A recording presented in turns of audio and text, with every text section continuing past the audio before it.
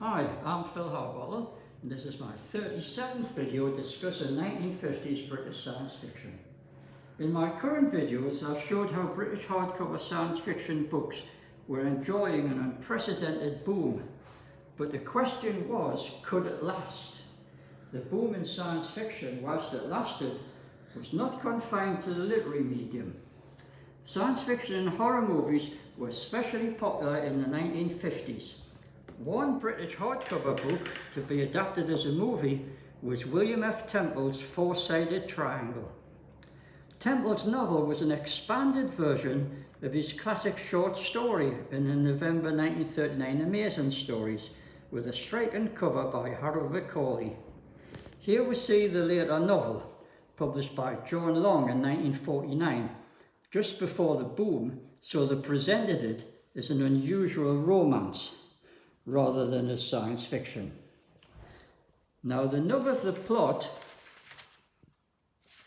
of Temple's story was that two scientists, renamed in the book as Bill Leggett and Rob Heath, discover how to perfectly duplicate inanimate matter and later human beings.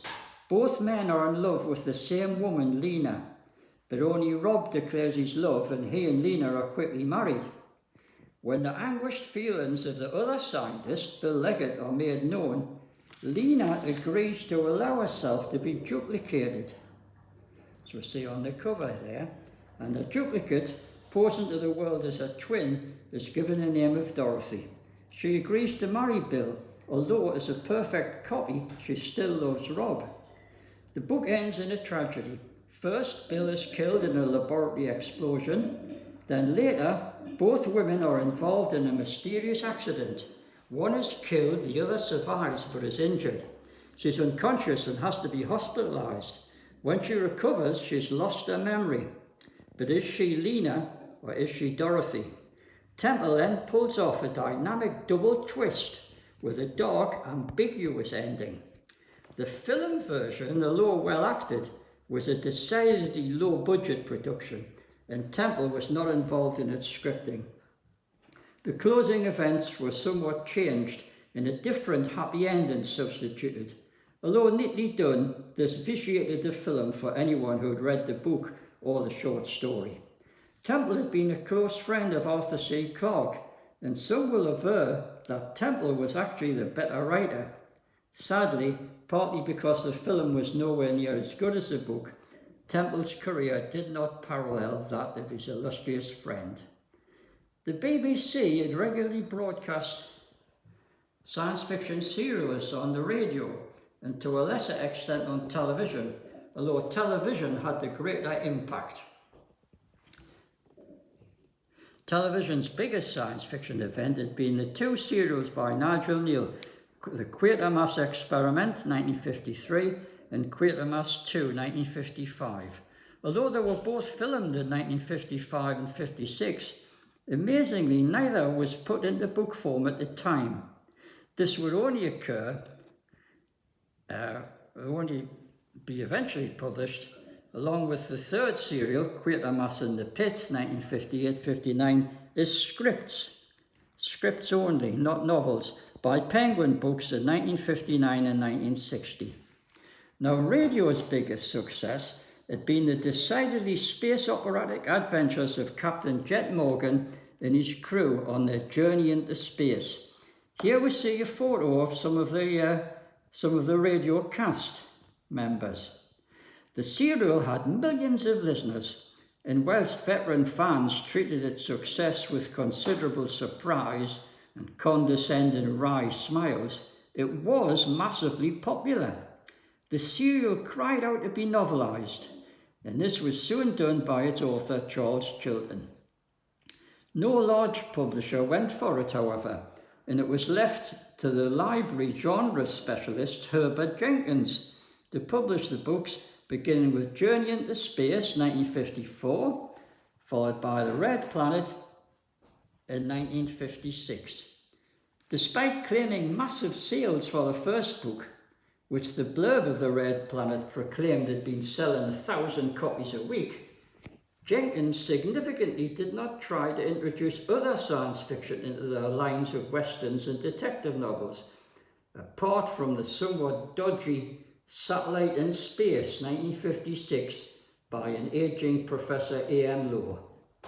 Chilton's later third serial, The World in Peril, you see here, would eventually appear in 1960.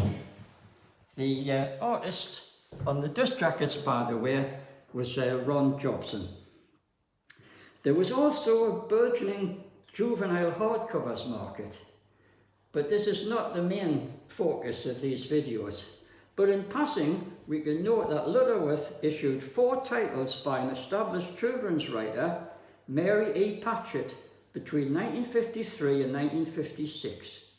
Patchett had joined the British Interplanetary Society, having realised that many children were fascinated by the concepts of space and space travel. That she'd researched the field was clear from her books, such as Adam Troy, Astroman, which was reprinted in the very competitive US market, where there'd always been a strong juvenile tradition. Now, another commercially successful juvenile series, but decidedly not well researched and astronomically and scientifically atrocious, were those written by Captain W.E. Johns. However, Johns's famous Biggles cachet ensured that his science fiction books were successful enough to produce some 10 dreadful titles from 1954 through to 1963. But John's science fiction novels are still considered collectible today because there are many who are prepared to overlook idiotic bad science, as evidenced in Andrew Darlington's celebration of them in Spaceship Away number 47. Spaceship Away 47, and here's Andrew's article celebrating these dreadfully scientifically inaccurate books.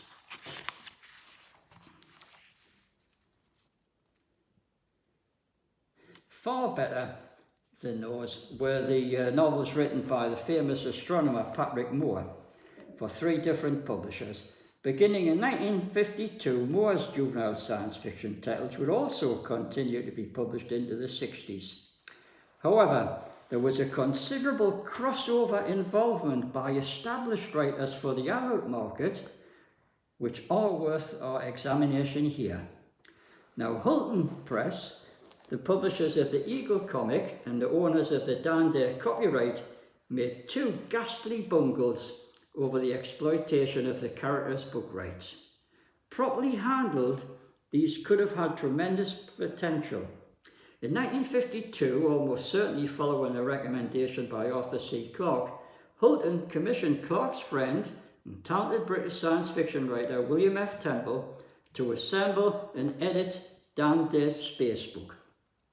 Temple put in a great deal of effort, making the book a top-quality production by commissioning stories and articles by his friends within the science fiction community and writing a Dan Dare novella for it himself.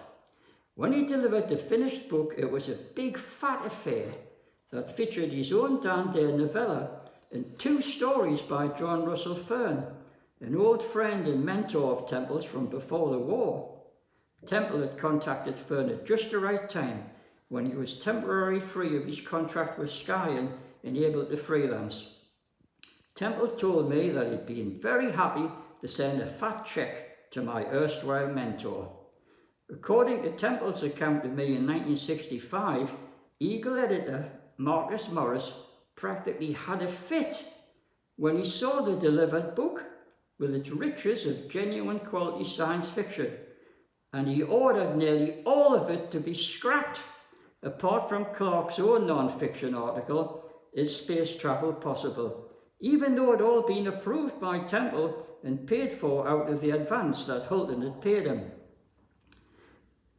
Morris ruthlessly re-edited the book, which shrank drastically in size and ambition, cut down to an abject, miserly 64 pages.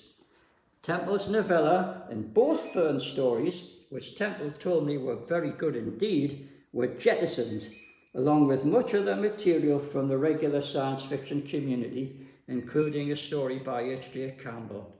Instead, Morris replaced them with pathetic, puerile features. Let's take a look at some of them.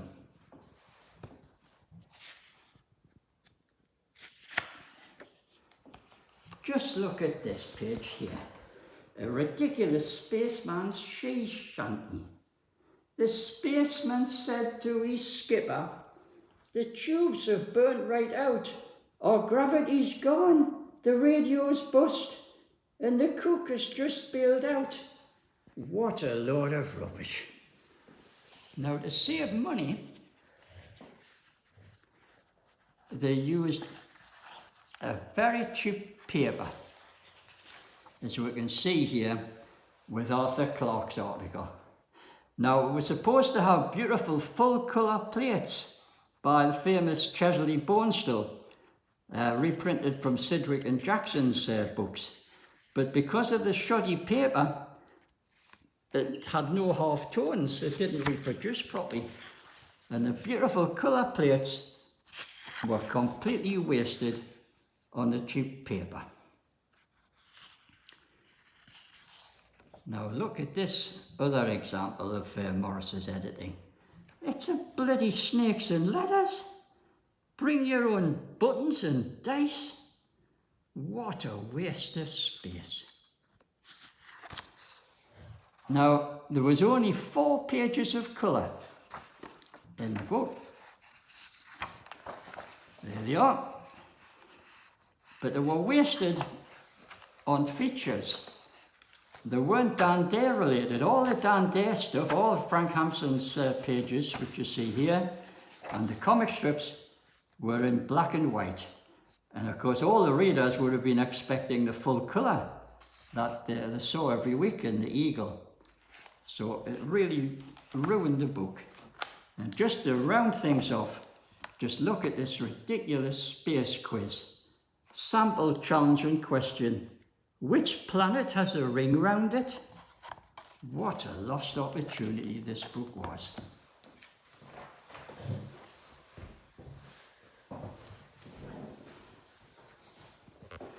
Temple was understandably furious when the book finally appeared as a travesty of his own original packaging, and with no credit to himself. But Temple's own novella and editorial work were not entirely lost, though Campbell's and Fern's 2 stories unfortunately were. Undaunted, Temple had written his own non-fiction book on space travel and sold it to Frederick Muller in 1954, where it appeared in their True Book series. It had a dust jacket by Gerard Quinn, who also provided more than a score of excellent black and white interior illustrations. Let's see if we can find just a couple of them.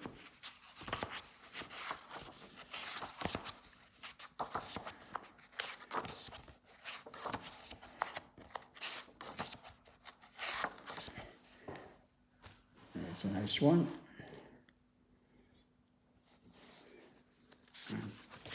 There's another one. And the range and quality of the book can be appreciated if you just look at the chapter headings. All interesting, all good stuff for young readers interested in learning more about space. And the book was very successful. It was reprinted at least 5 times. Reprinted at least 5 times. Excellent book. Now, the publishers were so delighted with the success of the book that they were prompted to outbid Sidgwick and Jackson to publish Arthur C. Clarke's next 2. Oh, sorry, before we move on to that,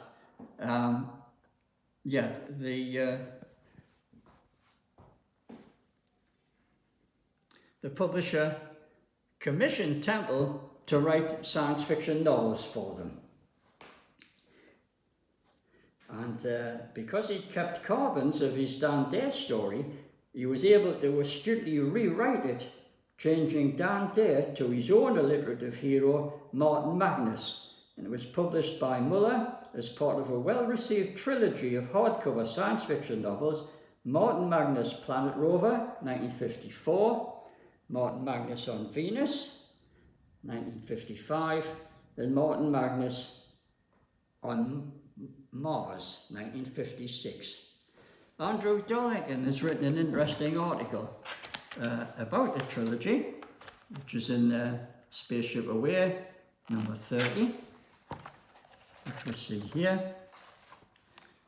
There's Andrew's fine article about the trilogy. And there we see the dust wrapper of the third and rarest book, Martin Magnus on Venus. Now, the publisher was so delighted with Temple's success that they were prompted to publish Arthur C. Clarke's next two science fiction novels, Earthlight in 1954. There we see it, Earthlight, and his magnum opus, The City in the Stars, in 1956. Muller also published a classic American novel, Edgar Pangborn's A Mirror for Observers, which had won the 1955 International Fantasy Award. Now, in 1956, Hulton published their own series of hardcover novels to feature some of the leading Eagle comic strip characters, including Dan Dare. What a good idea. But instead of commissioning Temple, or some other experienced contemporary science fiction writer, they handed the job to Basil Dawson. Dawson was a very successful writer for radio and television, but had never written science fiction, apart from some later episodes of the Dan Dare comic strip, Operation Saturn serial in Eagle, when Frank Hampson was indisposed, and a single mediocre short story for the Dan Dare space book. The resultant novel, Dan Dare on Mars, 1956, was a complete flop, as indeed had been the earlier space book, which could have become an annual if it had been any good. After a promising beginning, Dawson's novel fell away into a routine shoot-'em-up in space finish. It sank without trace, becoming an undeserved, expensive collector's item today, but only because it involved the iconic Dan Dare. But by far the most significant Juvenile hardcover series was that produced by Hutchinson in their own labelled science fiction series. Slightly larger than the standard book size and handsomely produced, and all the covers were carried forward onto the spines. All of them carried onto the spines.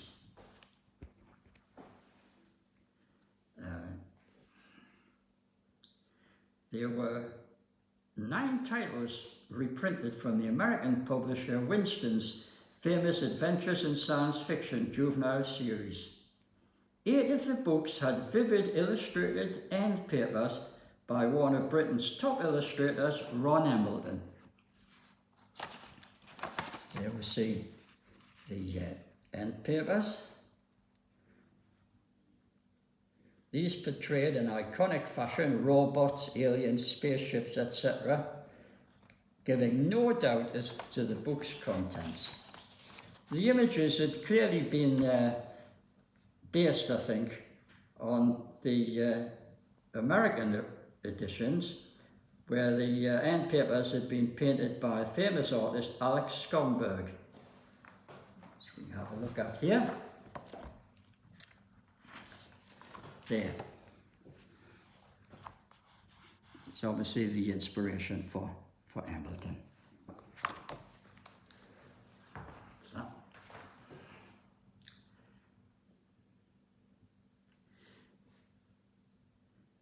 Now, Embleton also did 3 attractive covers, 1, 2, and 3. And the other covers, equally attractive, were signed by C. King. You can just make out his signature there. A very talented artist, C. King.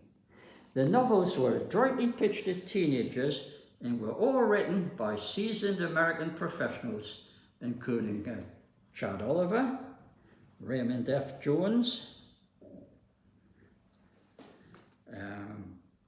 Lester Del Rey,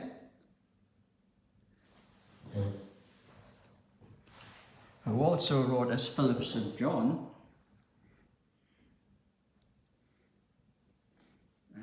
Other authors included Milton Lesser, Evan Hunter, who wrote as Richard Marston. That book there, Richard Marston, was a pseudonym of the famous Evan Hunter. Lester Del Rey himself, as I said, and as Philip St. John. Another famous author, Milton Lesser, and Alan A. Norse. There was just one UK original by the talented John Keir Cross, which had a nice cover by James McConnell. SOS from Mars was the sequel to his 1945 juvenile novel, The Angry Planet. And this one had different end papers, I think from its later American edition, which we see here.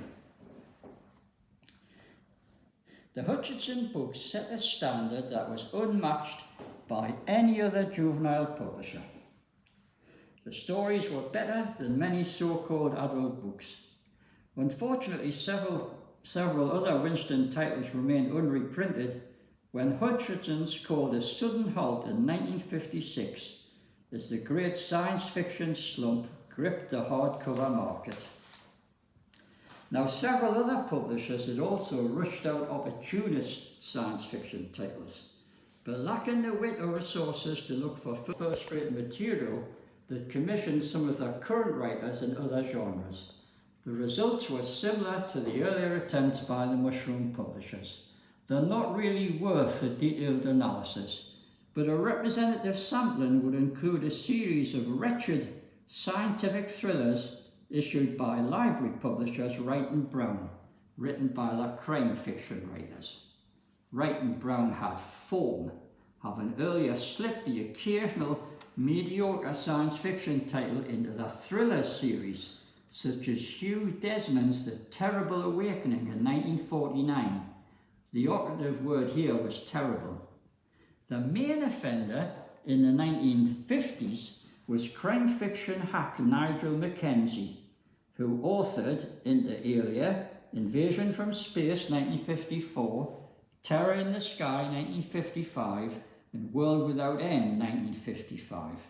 My old collector friend Brian Tividale once recalled to me that one of those featured an exciting chase above the surface of the moon in a helicopter.